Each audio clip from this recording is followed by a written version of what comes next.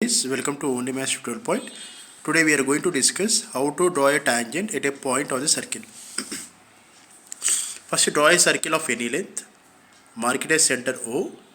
Okay, and mark any point on the circumference. That is, I took as P.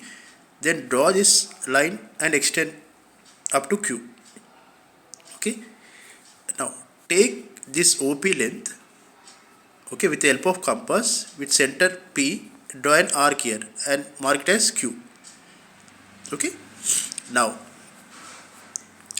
take more than half of this length, that is more than half of OQ length, and with center O, draw an arc here and here. With center Q, cut an arc here and there.